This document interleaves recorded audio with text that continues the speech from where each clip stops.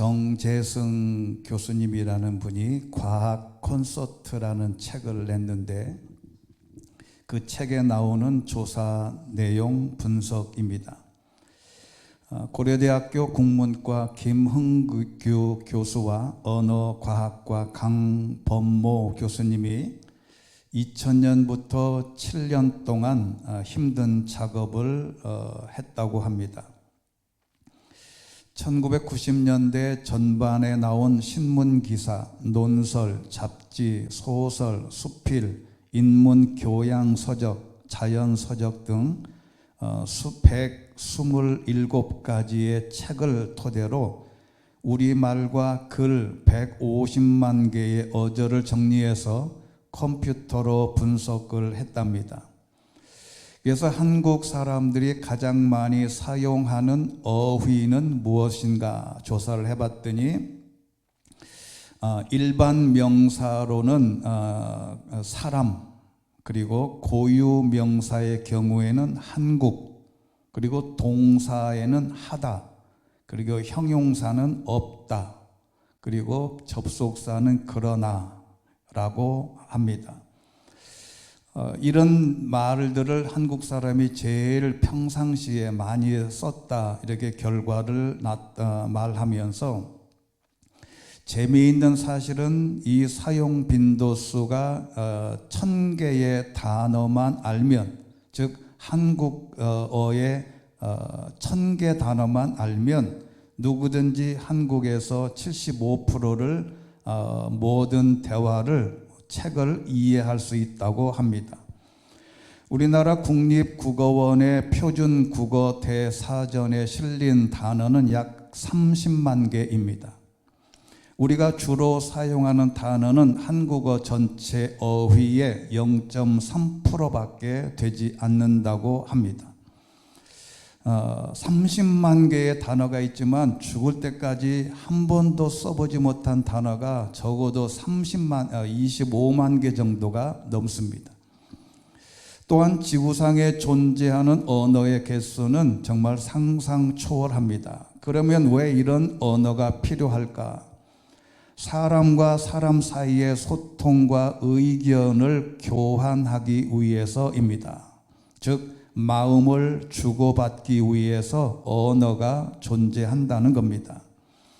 그런데 이 좋은 언어의 도구를 사람들은 어떻게 사용하고 있을까? 오늘 성경에 있는 말씀에도 있지만 로마서 3장 13절부터 14절까지 있는 말씀 보면 이런 말씀이 있습니다. 같이 한번 읽겠습니다. 시작.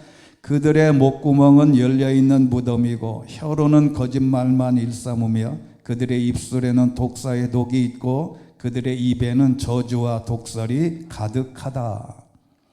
이 말을 요약하면 사람들은 입만 열면 악한 말을 쏟아 놓는다는 겁니다. 그 많은 단어들 가운데 0.3%밖에 사용하지 않으면서 우리는 말만 하면, 입만 열면 악한 말, 특히 정치인들이나 세상 많은 사람들이 입만 열면 얼마나 악한 말을 쏟아내는지는 우리가 경험해서 압니다. 그런데 신앙인들에게는 사도 바울이 이렇게 권면하고 있습니다. 에베소서 4장 29절 시작. 더러운 말은 어떤 것도 여러분의 입 밖에 내지 말고 오직 성도를 세워주는 데 필요한 대로 선한 말을 해서 듣는 사람들에게 은혜를 끼치도록 하십시오. 우리가 쓰는 언어와 말로 많은 사람들을 세워주고 또는 많은 사람들에게 은혜를 끼치도록 하는 말을 하면 좋겠다. 여기 더러운이라고 하는 말은 사프로스라고 하는 헬라어인데 문자적으로 도덕적으로 무가치한, 썩은, 부패한, 낡아 빠진, 질이 안 좋은 이런 여러 가지 뜻이 있습니다. 특히 더러운이라고 하는 말은 욕지거리를 말할 수도 있습니다. 그리고 세워주는 이라고 하는 말은 오이코도메라고 하는 단어인데 이 말은 건축이라는 뜻입니다. 그러니까 하나님께서 더러운 말은 어떤 것도 입 밖에 내지 말고 오직 성도를 세워주는, 건축하는, 다시 세워주는 말을 하면 좋겠다. 그런데 하나님도 말씀으로 하늘과 땅을 건축하셨습니다. 우리도 이에 버금가는 건축을 할 수 있는데 사람을 살리고 가정을 살리고 공동체를 살리고 주변 모두를 살리는 건축을 할 수가 있다. 말로만 건축을 한다니 얼마나 쉬운 일인가, 그런 말입니다. 우리가 사용하는 전체 어휘의 0.3%에서 악한 언어만 골라내면 된다는 뜻입니다. 저는 목사의 아들로 자라나서 교회 생활을 누구보다도 잘 알고 있습니다. 그래서 저는 어릴 때부터 교인들이 항상 사택 주변에 교회에 있어서 많은 사람들이 자기 집처럼 그냥 문을 열고 들어올 사생활이 다 노출되어 있었습니다. 특히 저희 아버지의 자녀들이 이남 이녀인데 이 이남 이녀 저희 동생들의 특징은 뭐냐면 남을 평가하고 뒷담화하지 않는 것이 체질이 된 듯합니다. 왜냐하면 평생 목회를 하면서 교인들이 행태를 봤기 때문에 그렇게 체질화된 것 같습니다. 저희 아버지는 26살에 목회를 시작해서 70세 정년을 하셨습니다. 44년을 목회하시고 원로 목사님으로 은퇴하셨습니다. 그런데 목회 중에 어려웠던, 목회가 어렵다, 목회가 힘들다, 이거 목회 그만둬야 되겠다라는 말을 단 한 번도 들은 적이 없었습니다. 저는 그렇게 알고 있었는데 이제 그게 아니었습니다. 아버지가 돌아가시고 장례식에 오셨던 성도들이 저한테 한 이야기는 아주 충격적이었습니다. 저희 아버지가 마지막 시무지에서 한 장로님께서 24년 동안 목회하면서 악랄하게, 그것도 상상을 초월하는 방법으로 교회 건축할 때 모든 상황에서 무조건 반대만 일삼는, 오죽하면 7일을 생각할 만큼 힘들게 하셨다는 겁니다. 제가 그 말을 듣고 오랫동안 고민을 했습니다. 그렇게 힘들 때도 단 한 번도 저에게 목회가 힘들다고 하신 적이 없었기 때문입니다. 그리고 그 힘들게 했던 장로님도 은퇴하시고 치매에 걸렸다가 코로나 끝 무렵에 돌아가셔서 제가 아버지를 대신해서 장례식에 갔었습니다. 그런데 거기서 저는 또 한 번 놀랐습니다. 그 자녀들이, 네 자녀가 있는데 자기 아버지가 세상에 없는 착하고 성실하고 믿음이 있는 장로님으로 기억하고 있었다는 겁니다. 이게 무슨 일인지 지금도 이해되지 않습니다. 아버지가 옳은가, 장로님이 옳은가, 또 이렇게 반대했던 그런 상황을 저만 모르는 다른 게 뭐가 있을까, 그런 고민이 아직도 풀리지 않고 있습니다. 문제는 아버지는 나름 그렇게 힘들게 목회를 하셨어도 한 번도 불평이나 목회적 어려움을 저에게 말씀하신 적이 없었다는 겁니다. 아무래도 제가 어린 나이에 그런 이야기를 들었으면 목회를 접었을 수도 있다고 생각을 했기 때문에 그런 것이 아닌가, 그런 생각을 해본 적도 있습니다. 우리는 자신의 모습을 모르고 항상 남을 욕하고 뒷담화하면서 사는데, 그런데 성경을 확인해 보니 우리 모두가 허물이 있고 문제가 있었다고 하는 겁니다. 하나님이 쓰시는 사람, 그 대표적인 사람 8명의 삶을 살펴보니 성경에 등장하는 위대한 사람들 모두 허물이 많고 문제가 많고 어떻게 보면 인간 쓰레기들이었습니다. 그럼에도 불구하고 하나님이 그들을 쓰시는 이유는 왜 그럴까? 오늘 그 8명의 삶을 살펴보면 첫 번째는 하나님은 노아가 술에 취하리라는 것을 아시고 그를 사용하셨다는 겁니다. 창세기 9장 21절 22절 말씀 같이 한번 읽겠습니다. 시작. 그가 포도주를 마시고 취해 자기 장막 안에서 벌거벗고 있을 때에 가나안의 조상인 함이 자기 아버지가 벌거벗은 것을 보고는 밖에 있던 다른 두 형제에게 이 사실을 말했습니다. 함이라고 하는 아들이 아버지가 술 먹고 취해서 온 옷을 탈의하고 벌거벗은 몸으로 자고 있는 걸 보고 흉을 봤어요. 노아 홍수 후에 구원받은 노아가 술 취해 누워서 자다가 자신의 아들의 행동에 분노해서 아들을 저주하게 됩니다. 가나안의 조상 함, 즉 아들이 아버지가 벌거벗은 것을 보고도 해결하지 않고 두 형제에게 말했다가 이 사실을 안 노아가 더 충격적인 일을 합니다. 아들을 저주하는 겁니다. 이 성경 구절을 보면서 의아스러운 게 있습니다. 잘못은 노아가 해놓고 원인을 제공해놓고 실수해놓고 아들이 벌을 받았다는 겁니다. 성경에서 말하는 아버지의 특권입니다. 아버지는 축복권과 저주권을 함께 가지고 있다는 것을 상징하는 겁니다. 하나님은 노아가 이렇게 술 취해서 실수할 줄 아시고 120년간 방주를 짓게 하시고 인류를 구원하게 하시고 인류의 방주를 지었으나 술 취해서 아들을 저주하게 된 것입니다. 그럼에도 불구하고 하나님은 그를 선택하셔서 사용하셨다는 것은 아주 기이한 일입니다.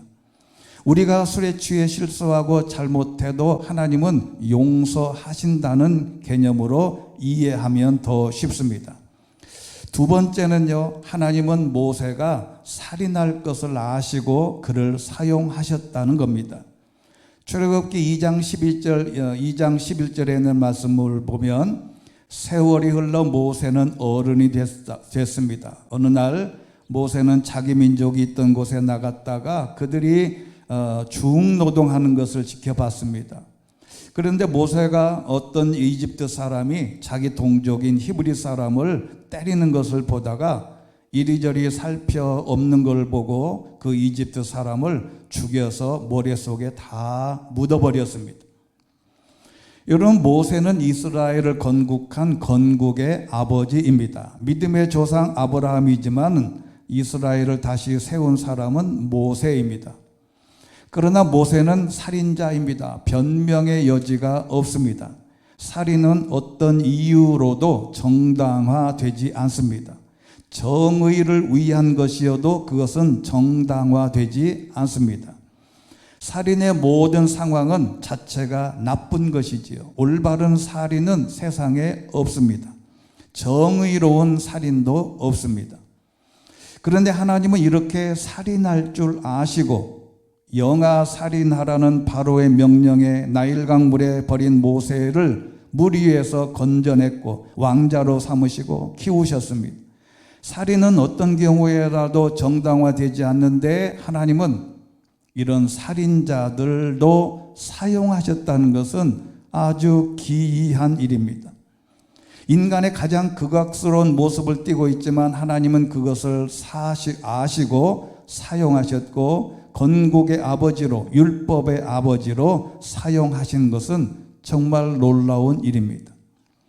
세 번째는 하나님은 야곱이 거짓말을 할 것을 아시고 그를 사용하셨습니다. 창세기 27장 18절에 있는 말씀 보면 아버지가 죽게 되어 있을 즈음에 두 번째 아들인 야곱이 아버지를 찾아가서 속입니다. 이삭이 대답했습니다. 그래, 내 아들이 내가 누구냐? 야곱이 아버지께 말했습니다. 저는 아버지의 맏아들 에서입니다. 사실은 야곱이지요. 아버지를 속인 겁니다. 완전히 사기를 친 거지요. 인류 조상 가운데 최고의 거짓말의 달인이 바로 야곱이었습니다. 장자권을 죽 한 그릇, 수프 한 그릇에 팔라는 것도 거짓말이고 말장난이었는데 그렇게 시작된 그가 어머니와 공모해서 아버지를 속이고 복을 가로챈 것입니다. 그의 인생이 어디를 가든 거짓말로 일관했습니다. 한마디로 사기꾼 중에 사기꾼이에요. 외삼촌 댁으로 도망가서 라반도 속이고 편법으로 재산을 양을 늘리고 드디어 자신도 속고 쫓기듯 나와서 베델에서 하나님을 다시 만나고 정상으로 돌아올 때까지 거짓말의 달인이었습니다. 근데 왜 하나님은 그런 사람을 쓰셨을까? 이해되지 않습니다. 그것을 보면 나도 우리도 그런 거짓말쟁이이지만 쓰시겠다는 신호가 아닐까 생각을 해보면 위안이 됩니다. 요즘은 정치인도 경제인도 사채업자도 전세 사기도 심지어 광고도 거짓말을 합니다. 가만히 묵상하다 보면 세상은 모두가 가짜요 거짓말 투성입니다. 저를 포함해서 세상의 모든 사람은 다 거짓말쟁이에요. 진짜 말을 하는 사람은 거의 없습니다. 근데 다행스럽게도 하나님은 그대로 사용하셨다. 그런데 오늘에 있는 본문 말씀은 더 충격적입니다. 13절 14절 같이 한번 읽겠습니다. 시작.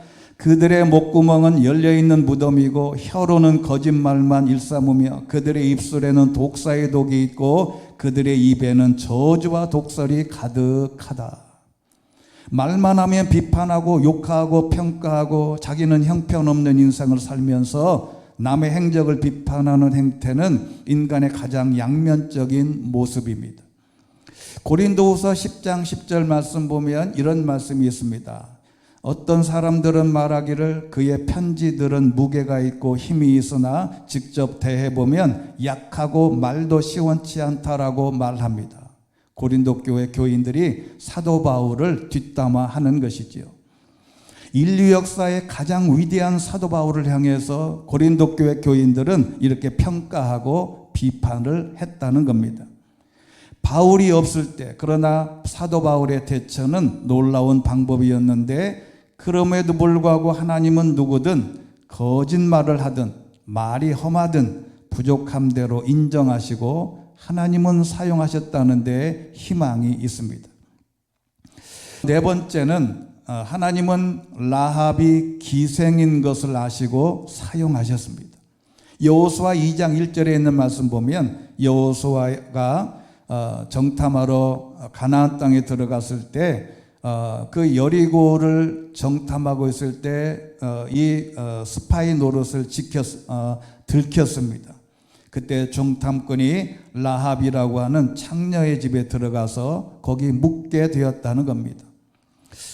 왜 하나님은 하필 창녀의 집으로 이 여호수아를 인도했을까?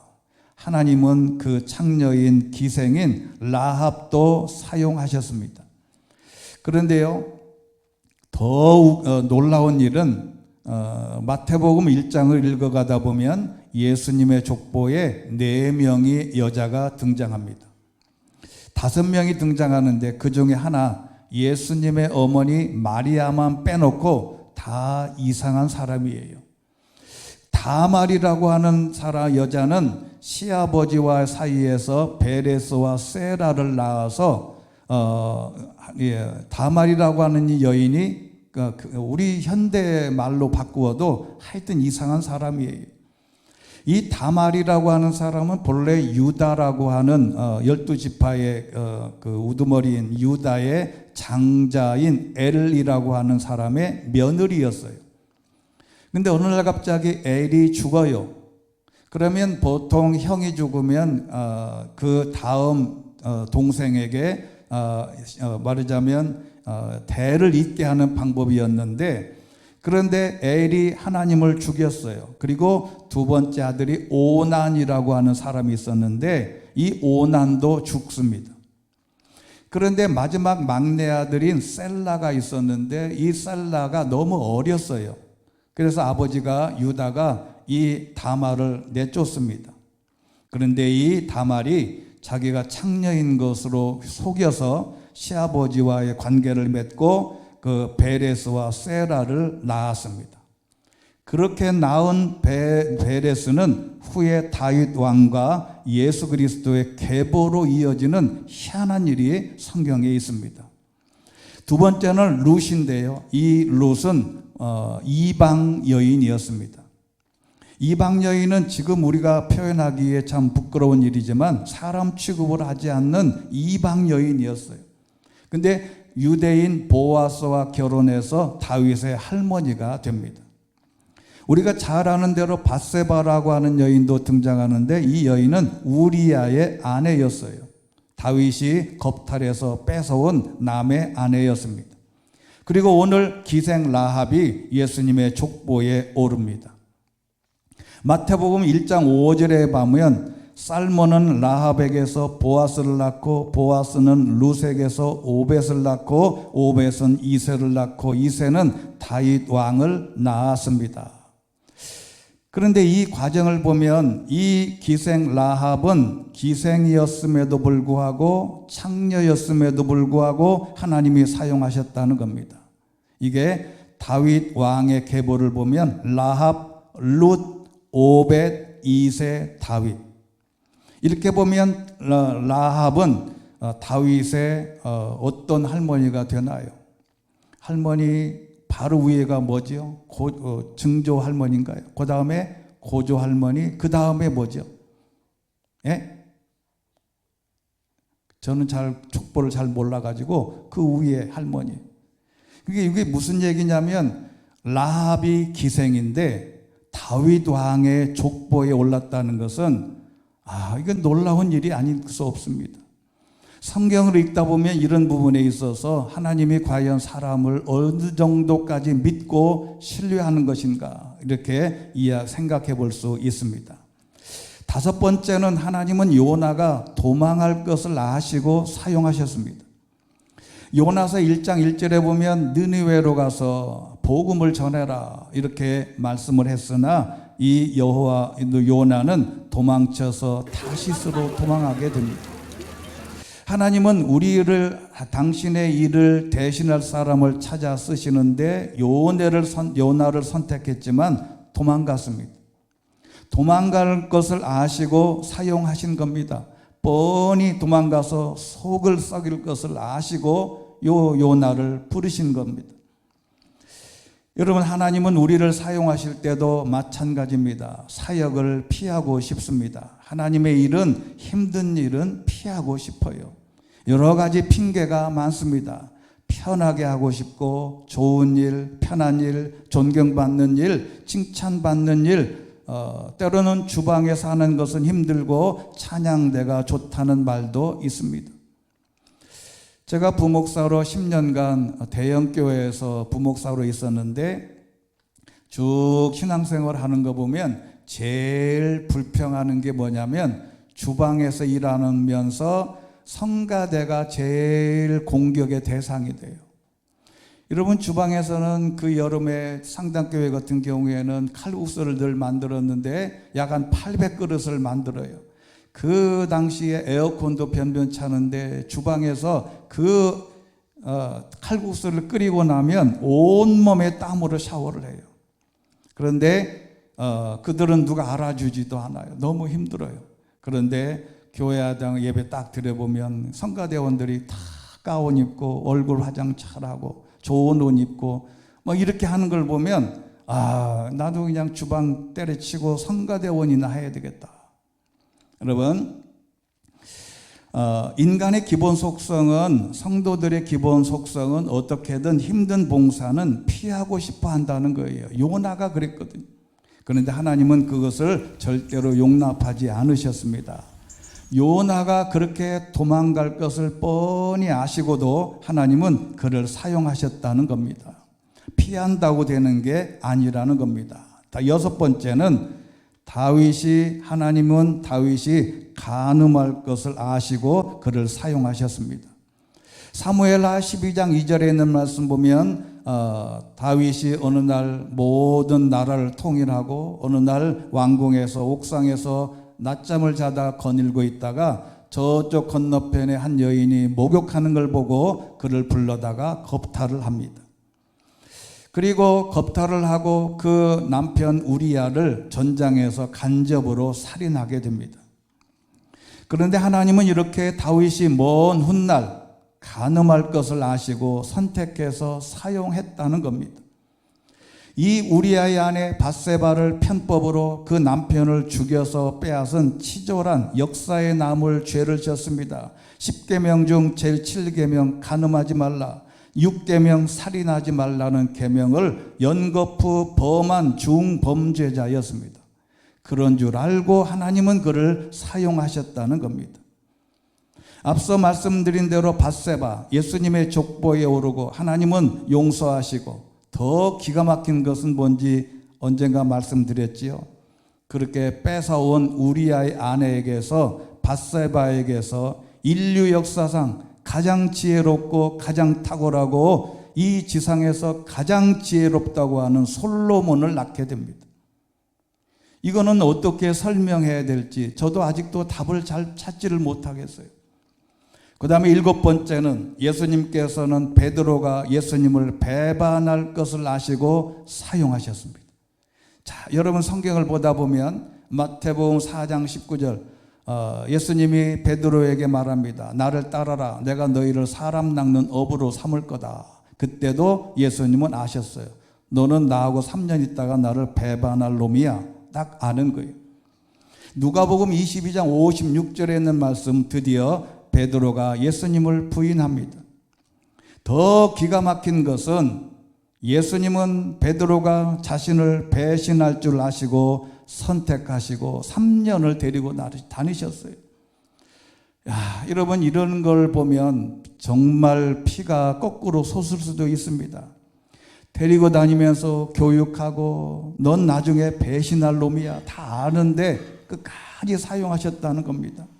더 기가 막힌 것은 주는 그리스도시요 살아계신 하나님의 아들이라 신앙 고백할 때, 변화산에서 3명만 데리고 올라가셨을 때, 무리를 걸을 때, 발을 씻기려고 할 때 자기는 아니라고 거부할 때, 모든 상황에서 잘난 척하고 튀는 행동을 할 때도 예수님은 다 아셨어요.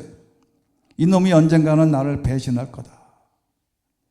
마가복음 14장 3절 말씀 보면 이렇게도 말합니다. 주와 함께 죽을지언정 결코 주를 모른다고 않을 것입니다. 예수님은 다 아셨어요. 이렇게 말을 할 놈이 나를 배신할 거라는 걸 뻔히 알고 있단 말이죠. 이렇게 말했을 때 예수님이 얼마나 베드로가 가소로웠을까. 얼굴이 화끈거립니다. 이렇게 배반할 줄 아시고 예수님은 베드로를 끝까지 사랑해서 위대하게 사용하셨다는 겁니다. 마지막 8번째, 하나님은 사도 바울이 그리스도를 박해할 것을 아시고 사용하셨습니다. 사도행전 9장 2절 이하에 보면 사도 바울은 예수 믿는 사람들을 끌어다가 공회에 넘겨 돌로 때려 죽이는 선봉장이었습니다. 그럼에도 불구하고 하나님은 그렇게 박해했던 사도 바울을 사용하셨습니다. 오죽하면 사도행전 8장 1절 보면 사울은 스데반이 죽게 된 것을 당연하게 여겼습니다. 여러분, 요즘에도 인터넷이나 이런 유튜브에 올라온 동영상 중에 이렇게 인도나 그런 나라에서 사람을 돌로 때려 죽이는 형벌을 하는 걸 보게 돼요. 근데 아무리 사람이 잘못을 했어도 현장에서 돌로 때려 죽이고 피가 철철 나고 얼굴이 깨지고 뇌가 다 들통이 나고 온몸이 부러지는 그 장면을 보고 이 사울은 스데반이 죽게 된 것을 저건 당연하다.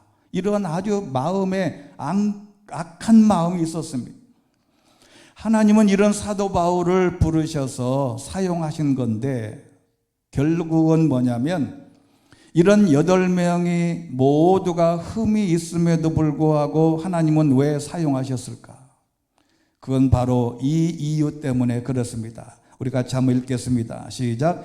이런 8명과 같은 허물과 죄가 있더라도 사용했다면 하나님이 당신도 사용하지 않으실까요? 라고 하는 말씀을 하고 계시는 거다. 하나님은 이렇게 죄인들을, 쓰레기 같은 사람들을 하나님이 사용하신 것은 바로 저와 여러분도 하나님이 사용하실 수 있는 도구가 된다는 것을 가지고 우리는 실망하지 말아야 된다는 것이죠. 그러면 그 비밀이 뭐냐면 딱 하나입니다. 회개입니다.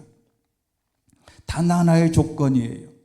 술 취한 노아, 거짓말의 달인 야곱, 살인자 모세, 기생 라합, 사역을 피해 도망갔던 요나, 간음과 살인한 중범죄자 다윗, 예수님을 배반한 베드로, 예수 믿는 신자들을 잡아 죽이기 위해 혈안이 됐던 사도 바울, 이 모두가 다 회개하고 돌아온 자들입니다. 하나님은 바로 이런 사람을 사용하신다고 하는 전제 조건이 있습니다. 따라서 우리 자신의 허물과 죄가 무엇인지 우리 자신을 먼저 살펴보는 것이 중요합니다. 청력을 잃어가는 배우자가 자를 걱정한 한 남자가 의사에게 가서 상담을 받았답니다. 어떻게 하면 될까요? 그랬더니 의사가 집에 가서 간단하게 테스트 할 수 있습니다. 뒤에서 한번 뭔가를 한번 물어보세요. 처음에는 6m, 3m, 마지막으로 바로 뒤에 가서 한번 물어보세요. 그러면 청력에 얼마나 문제가 있는지 알 수 있습니다. 이 남자가 집에 갔더니 인덕션 앞에서 여자가 요리를 하고 있어요. 옳지, 잘 됐다. 뒤에 가서 멀찍이서 묻습니다. 오늘 메뉴가 뭐야? 그랬더니 아무런 대답이 없는 거예요. 그래서 살살 3m를 걸어가서 오늘 메뉴가 뭐예요? 그랬더니 전혀 답이 없는 거예요. 그래서 이제 큰일 났다. 우리 부인이 저렇게 귀가 다 먹었으니 저거 왜 그런가 하고 바로 뒤에 가서 귓속말로 귀에다 대고 바짝 대고 물었어요. 오늘 저녁 메뉴는 뭐야? 내 말 안 들려? 그랬더니 이 부인이 확 돌아서면서 그랬답니다. 치킨이라니까 왜 3번씩이나 같은 말을 하게 만들어? 이 영감탱이야. 여러분, 사람들이 자신의 청력에 문제가 있는데도 타인의 청력을 의심하며 사는 게 일반적인 행태를 비유하는 하나의 누가 만들어낸 것일지도 모르겠습니다. 나는 온전하고 정의롭고 정직한데 다른 사람이 문제가 있다고 하는 겁니다. 자기 반성은 없고 자신을 탓하는 인생의 자화상인데 아주 슬픈 이야기일 수도 있습니다. 마태복음 7장 3절에 보면 어째서 너는 내 형제의 눈에 있는 티는 보면서 내 눈에 있는 들보는 깨닫지 못하냐라는 말이 있는데, 들보는 큰 나무 조각입니다. 근데 여기서 중요한 것은 티는 보면서 들보는 깨닫지 못한다라는 구절이에요. 티는 보면서 들보는 왜 보지 못하냐가 아니고, 티는 보면서 들보는 깨닫지 못한다. 이 말은 티는 눈으로 볼 수 있지만 자기 눈에 있는 들보는 깨달아야 보인다는 겁니다. 깨닫다는 카타노에오라고 하는 헬라어인데 주의 깊게 관찰하다, 시선이나 정신을 집중하다, 이런 말이랍니다. 즉 남들의 눈에 보이는 티는 눈으로 볼 수 있지만 자신의 눈에 있는 티나 들보는 깨달아야 알 수 있다는 개념을 설명하는 것이죠. 그래서 로마서 14장 10절 말씀에 이런 말씀이 있습니다. 시작. 그런데 그대는 왜 그대의 형제를 판단합니까? 왜 그대의 형제를 업신여깁니까? 우리가 모두 하나님의 심판대 앞에 설 텐데 말입니다. 현대인들의 가장 큰 약점은 남을 판단하고 비판하는 함정에 빠져 있습니다. 그래서 예수님이 마태복음 4장 17절 그 위대한 말씀입니다. 같이 한번 읽겠습니다. 시작. 그때부터 예수께서 말씀을 전파하기 시작하셨습니다. 회개하라, 하늘나라가 가까이 왔다. 기독교의 시작과 끝은 바로 회개입니다. 예수님의 첫 번째 복음의 선포도 회개였습니다. 회개라고 하는 말은 우리가 잘 아는 대로 우리가 마음을 더 좋게 바꾸다라고 하는 회심의 목적이 있습니다. 세계 3대 참회록이 있어요. 아우구스트의 고백록, 톨스토이의 참회록, 루소의 고백록이 있습니다. 이걸 고전의 3대 참회록인데 이 4번, 네 번째 참회록은 저와 여러분이 써야 할 것입니다. 요엘서 2장 12절 말씀 마지막으로 크게 한번 읽겠습니다. 시작. 여호와의 말씀이다. 이제라도 너희가 금식하고 슬퍼하며 통곡하면서 너희의 온 마음을 다해 내게 돌아오라. 너희의 옷이 아닌 너희의 마음을 찢고 너희의 하나님 여호와께로 돌아오라. 그분은 은혜로우시고 긍휼이 많으시며 화를 내는 데는 더디시고 사랑이 풍부하시며 마음을 돌이켜 재앙을 거두시기도 하시는 분이시다. 할렐루야. 이 말은 뭐냐면 노아가 됐던 모세가 됐던 다윗이 됐던 사도 바울이 됐던 그 어떤 중범죄자라도 하나님 앞에 마음을 찢고 돌아오면 다 받아주시고 용서하시고 쓰신다는 하나님의 놀라운 비밀입니다. 노아와 같이 술 먹고 자식을 저주해도, 야곱처럼 거짓말의 달인이어도, 모세와 같이 살인을 했어도, 라합처럼 창녀여도, 요나처럼 사역을 피해 도망갔어도, 다윗처럼 간음과 살인을 했어도, 베드로처럼 자신의 스승을 배신했어도, 사울처럼 신앙인을 잡아 죽이는데 앞장섰어도 하나님께 회개하면 하나님께서 당신도 저와 여러분도 쓰실 수 있다는 것이지요. 범블란트 목사님은 공산혁명이 일어난 루마니아에서 복음을 전하다가 지하 감옥에서 14년 동안 고문을 받으면서 끝까지 복음을 전했던 위대한 현대 목회자 중에 하나입니다. 이분이 출소한 뒤에 우리나라에도 오셨습니다. 하루는 이분이 우리나라 레스토랑에서 식사를 하고 있는데 옆에 앉은 외국인 남자와 동석하게 됐답니다.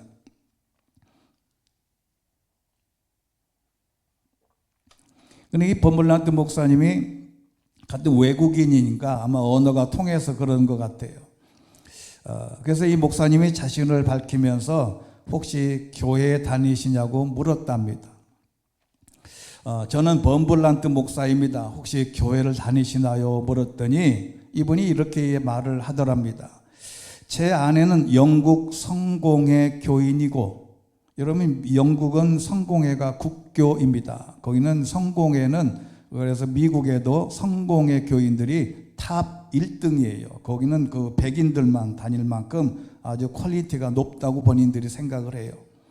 근데 본인은 그러니까 그런 영국 교회의 성공의 교인이고, 저 역시 천주교 집안에서 자랐지만 지금은 교회를 다니지 않고 있습니다. 이렇게 말하더래요. 그래서 범블란트 목사님이 실례지만 혹시 이유를 물어봐도 괜찮을까요? 그랬답니다. 그때 이분이 쭈뼛쭈뼛 하더니 이렇게 말했답니다. 목사님에게 말씀드리기는 좀 그렇지만 교회에는 위선자들이 너무 많습니다. 어려서부터 내가 신앙생활하는데 정말 많이 봤어요. 그래서 저와 아내는 차라리 교회를 다니지 않는 것이 낫다고 생각했습니다. 이렇게 말하는 겁니다. 이 말들은 목사님은 환한 미소를 지으면서 이렇게 대답했다고 합니다. 저는 그렇군요. 하지만 저는 그 이유 때문에 교회에 나갑니다. 저 같은 죄인들이 많아서 마음이 편하고 좋거든요.